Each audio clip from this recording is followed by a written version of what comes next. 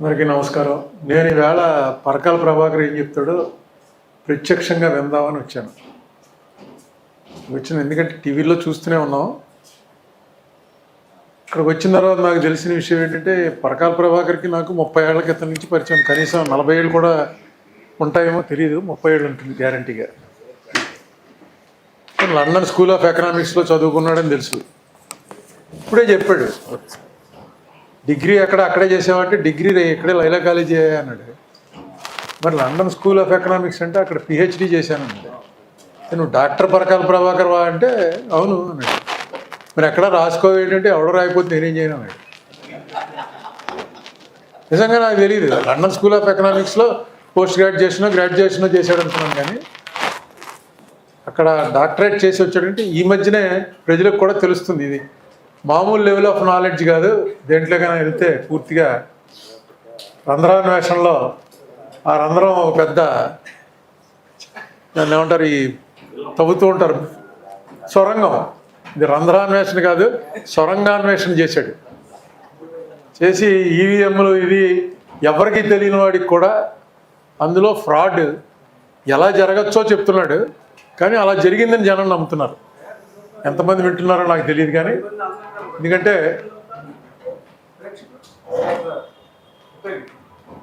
అన్ని ఉదాహరణలతోటి అయితే నాకు ఉన్న కొంచెం నాలెడ్జ్ ఏంటంటే ఇందులో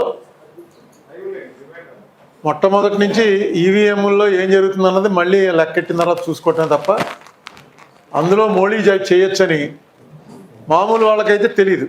మనం ఎలక్షన్ ఏజెంట్లను పంపుతాం. అక్కడ అతను సంతకం పెట్టమంటే సంతకం పెట్టేస్తారు. వీళ్ళు చూసుకోండి అన్నీ సరిగ్గా ఉన్నాయా లేవా అని మెషిన్ చూపిస్తాడు. చూపించి అన్నీ సరిగ్గా ఉన్నాయని సంతకం పెట్టేస్తాడు. ఆ చూపించేవాడికి కూడా ఏం తెలియదు. వాళ్ళు కూడా మన మున్సిపల్ ఆఫీస్లో పనిచేసేవాళ్ళు, తాలూకా ఆఫీస్లో పనిచేసేవాళ్ళు వీళ్ళే కదా ఉంటారు ఎలక్షన్ స్టాఫ్. వాళ్ళకేదో ముందు రోజు కోచింగ్ ఇస్తారు. ఆ కోచింగ్ ప్రకారం మళ్ళీ అది ఓపెన్ చేసినప్పుడు 15 రోజులకో 20 రోజులకో ఓపెన్ చేసినప్పుడు ఒకసారి చూపించి ఇగో సంతకాలు అవి చూసుకోండి జాగ్రత్తగా ఉన్నాయా లేదంటే ఉన్నాయంటారు, అయిపోతుంది. లోపల ఏం చేయొచ్చు అన్నది టెక్నికల్గా నాలెడ్జ్ ఉన్న వాళ్ళకి తెలుస్తుంది ఏ రకంగా చేయొచ్చని. ఇది ఎలా కాదు, ఇందులో మోడీ జరుగుతుందని చెప్పి కొంచెం ఆరోపణలు పెరిగాయేమో తెలియదు, కానీ ఆ వీవీప్యాట్స్ అని ఏదో పెట్టారు, వెరిఫికేషన్ ప్యాట్స్. అంటే మనం ఓటు నొక్కినప్పుడు మనకు కనబడుతుంది ఎవరికి వేసాం ఓటు. కావాలంటే ఎవరైతే ఎలక్షన్లో పోటీ చేశాడో అతను కానీ లేకపోతే అతని ఏజెంట్లు కానీ మాకు అనుమానం ఉంది రీకౌంట్ పెట్టండి అని అడిగితే వీవీప్యాట్లు తీసి లెక్క పెట్టాలి. అందుకోసం ఆ వీవీప్యాట్ కానీ లెక్క పెట్టమన్నారు.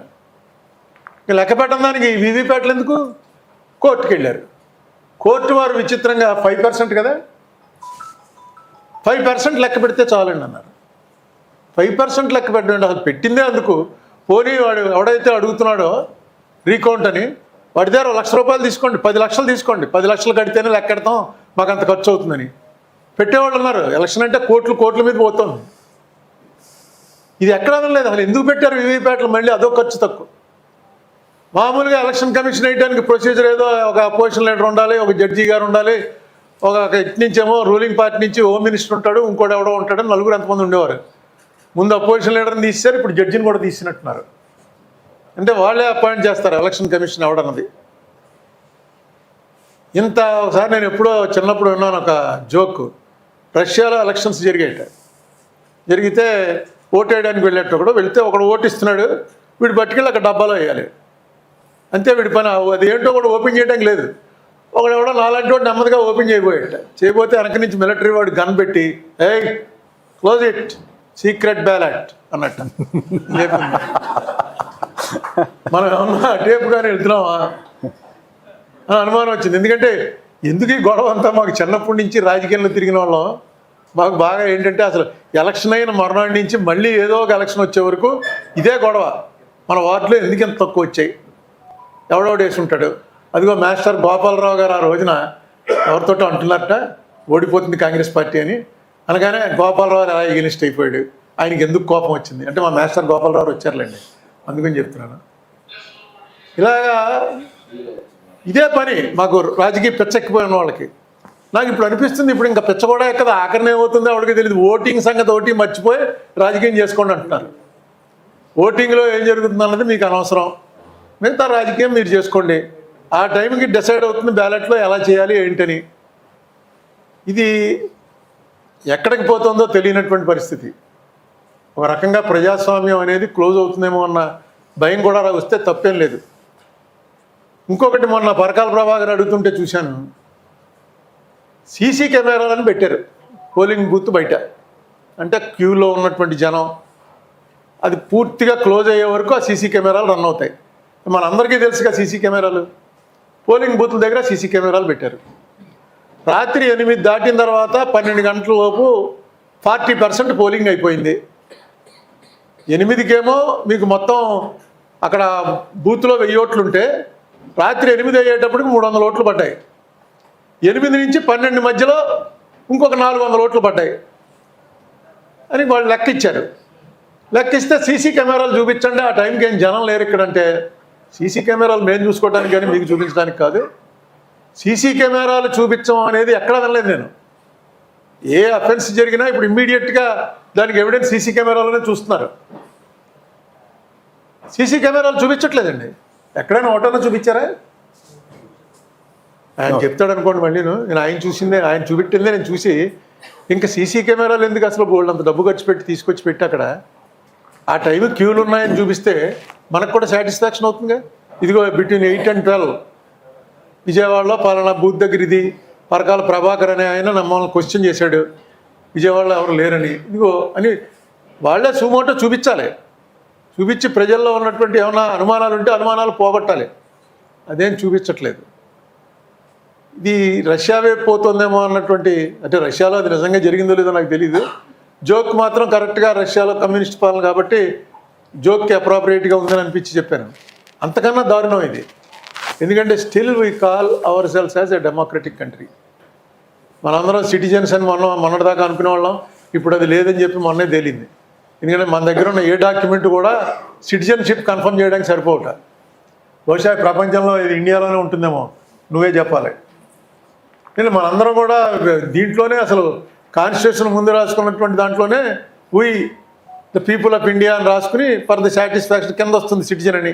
సిటిజన్ల కోసం అన్ని రకాల కార్యక్రమాలు చేయటం కోసం ఈ కాన్స్టిట్యూషన్ తయారు చేసి మనమే ప్రజెంట్ చేసుకుంటున్నాం అని. సిటిజన్ అనేది ఇప్పుడు లేదని చెప్పి మొన్నే తెలిసింది. కోర్టు కూడా ఒప్పుకుంది. అది ఎవరో కోర్టులో ఒప్పుకున్న జడ్జి గారు కూడా అది సిటిజన్ అని చెప్పుకోవడానికి ఏ డాక్యుమెంట్ ఉండాలో చెప్పలేకపోతే. ఆధార్ కార్డు పనిచేయదుట, డ్రైవింగ్ లైసెన్స్ పనిచేయదు, పాన్ కార్డు పనిచేయదు. సర్కమస్టెన్సెస్ బట్టి ఆ టైంకి డిసైడ్ చేస్తారట. అంటే నువ్వు సిటిజన్వా కాదా అనేటువంటి అనుమానం వచ్చినప్పుడు మనం కోర్టుకు వెళ్తే అప్పుడు డిసైడ్ చేస్తారు. అప్పుడు దాకా మనం అందరం సిటిజన్ అనుకుంటే సిటిజన్, కాదనుకుంటే కాదు. ఇది ఇంతకాలం బయటికి రాలేదు. ఇప్పుడు ఎందుకు బయటకు వస్తుందంటే సిటిజన్లు కాదని చెప్పి చాలామందిని బయటికి గంటేస్తున్నారు. ఏ ప్రాతిపదిక మీద గంటేస్తున్నారా అని అనుమానం వచ్చినప్పుడు అసలు ఎవడ సిటిజన్ ఎవరికి తెలియదు. మొన్న ఎవరో సోషల్ మీడియాలో ఒక జోక్ పెట్టాడు, ఒక కుక్క ఒకటి పరిగెత్తుకుంటూ వెళ్ళిపోతుంట అడవిలో. వెళ్ళిపోతుంటే ఎవరో ఆపి ఏంటి అలా పరిగెడుతున్నాడు అన్న.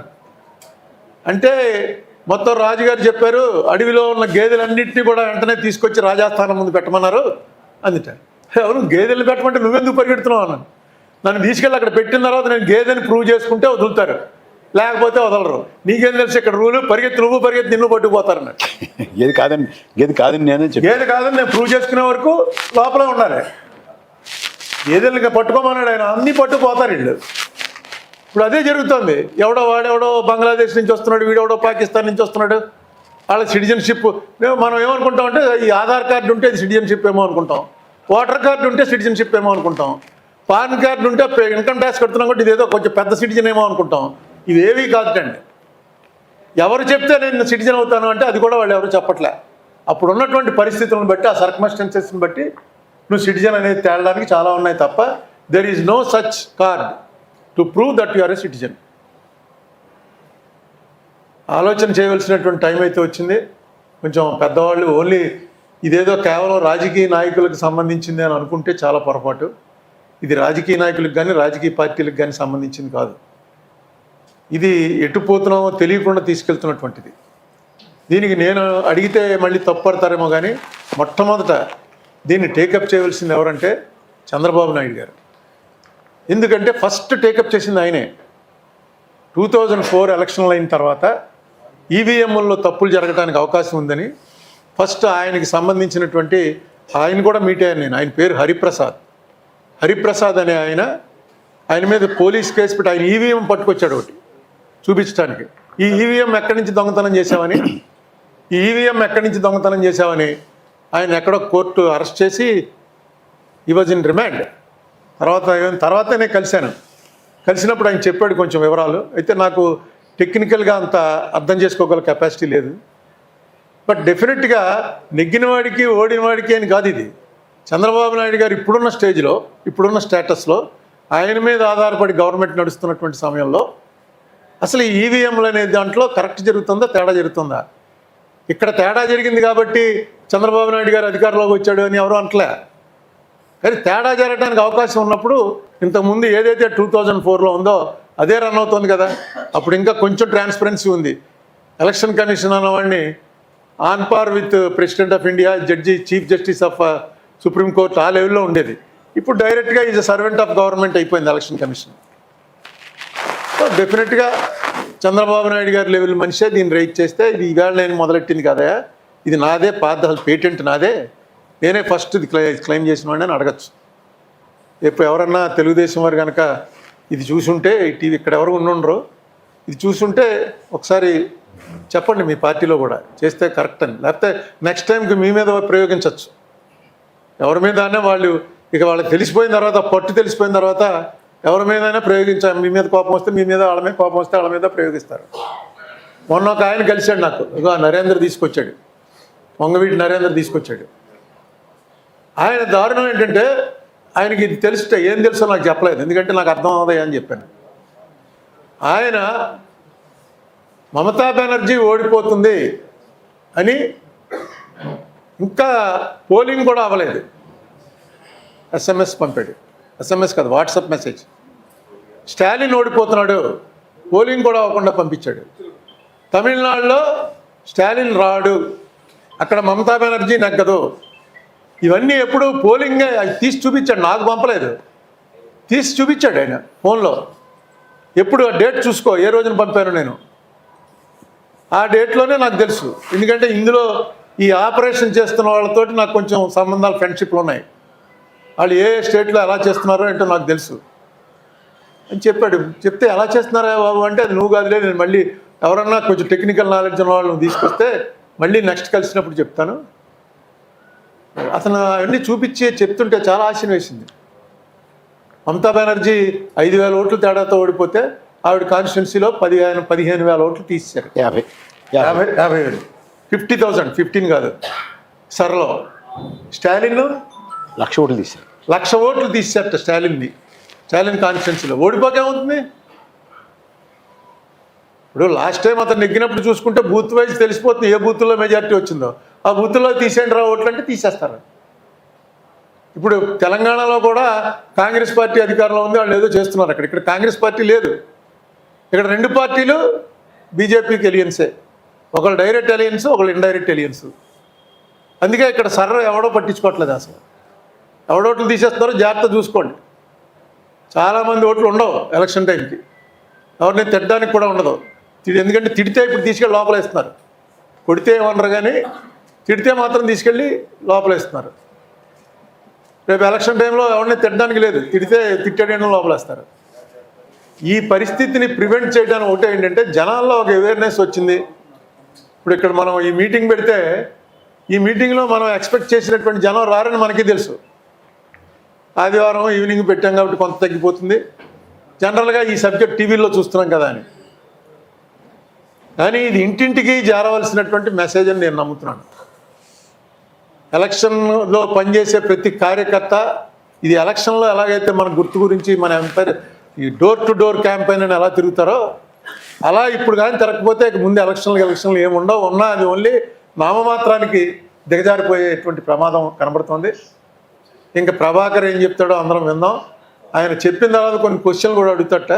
అప్పుడు క్వశ్చన్లు వేసేటువంటి అవకాశం నాకు కూడా ఇస్తానన్నాడు. అప్పుడు దాకా వెయిట్ చేసి తర్వాత మళ్ళీ ఒకసారి వీలైతే మాట్లాడుకుందాం. Thank you.